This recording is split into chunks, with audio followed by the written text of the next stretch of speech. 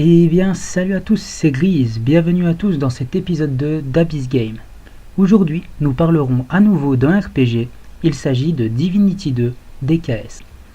Donc, comme je viens de le spécifier, ici nous ne parlerons pas de ces épisodes segmentés en deux parties, à savoir Ego Draconis et Flames of Vengeance, mais bien de Dragon Knight Saga qui les regroupe toutes les deux.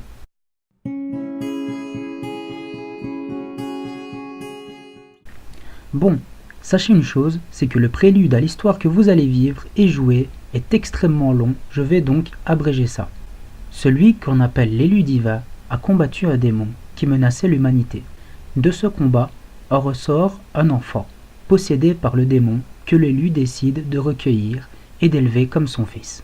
Il l'appela Damien. Personne n'était au courant pour le jeune homme, et encore moins pour le démon qui sommeille en lui, sauf l'élu et malheureusement l'Alliance des Ténèbres. Quand Damien arriva à maturité, l'Alliance décida de lui envoyer une de ses sorcières pour tout lui avouer.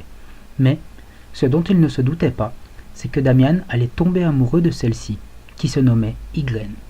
Quand l'élu l'apprit, par peur que le démon qui sommeille en son fils ne ressorte, il l'éloigna d'Ygren et condamna celle-ci à la peine de mort. Mais c'était trop tard. Damien savait, et, pris de rage en apprenant la mort de sa bien-aimée, il décida de rejoindre l'Alliance et jura de venger la mort de sa bien-aimée. Seulement, lorsqu'il déclencha cette guerre, il savait qu'il allait perdre, car l'Alliance, après de lourdes pertes, n'était plus en mesure de contrer l'élu et son armée de champions, soutenus par les créatures les plus fortes de toute l'humanité, les chevaliers dragons.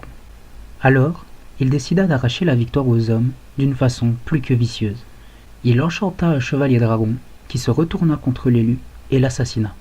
Depuis ce jour, l'Alliance se fait discrète, le temps qu'elle renforce ses rangs, alors que l'humanité créa une nouvelle légion de soldats appelée les Draconis, créée dans le seul but de chasser les chevaliers dragons jusqu'au dernier pour venger l'élu, légion à laquelle vous appartenez. D'ailleurs, votre histoire commence le jour de votre initiation et de votre entrée dans les rangs des Draconis.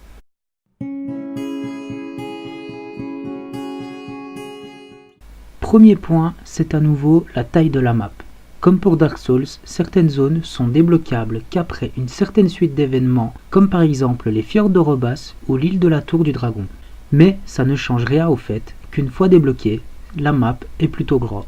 Deuxième point, c'est l'histoire. Tout simplement poignante tellement les intrigues et les mystères sont bien tournés. L'histoire est tellement bien écrite que plus on joue, plus on se sent réellement impliqué dans l'histoire. Et surtout, plus on joue, plus on s'attache à certains personnages, comme Zandalor ou Sassan. Troisième point, la direction artistique de ce jeu par rapport aux BO. Selon mes goûts musicaux en termes de musique de roleplay, les BO de Divinity sont pour moi classés dans mes BO préférés.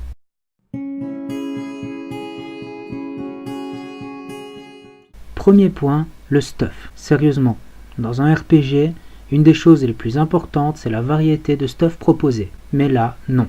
Même si leur nom et leur stats changent, graphiquement, les sets d'armure et d'armes restent exactement les mêmes. Aucun changement. Un exemple. Une armure de garde, ou en tout cas son modèle graphique, peut très bien être réutilisée en fin de jeu pour une armure ultra cheatée qui s'appellerait armure de la garde de la nuit du silence. D'ailleurs, petit clin d'œil pour leur nom de stuff, plus que ridicule. Deuxième point, la mana. Oui, ici la mana est un problème dans un RPG. Mettons-nous en situation. J'ai beaucoup avancé dans l'histoire du premier opus et j'ai trouvé la pierre draconique pour la transformation. Déjà, en forme draconique, même l'attaque de base, à savoir le souffle de feu, consomme de la mana. Non mais, l'attaque de base, sérieux les gars? Mais le pire, c'est que le concept de potion de mana ne sert plus à rien. Car dans une zone où le vol est autorisé, il vous suffit de vous mettre en forme draconique, la mana se régénère à une vitesse folle, puis vous vous retransformez et le tour est joué. Troisième point, les mobs. Pour faire court, si un mob est tué, il ne réapparaîtra plus jamais. Alors, si vous êtes un fervent de farm abusif pour PEX en toute sécurité, oubliez. Si vous avez une dette d'expérience assez énorme à cause de l'anticipation, qui est le pouvoir de lire dans les pensées, et qu'il n'y a plus aucun mob dans la zone, vous êtes obligé de partir dans une zone peut-être trop haut level pour vous, et là, pour continuer à améliorer votre niveau, c'est la galère.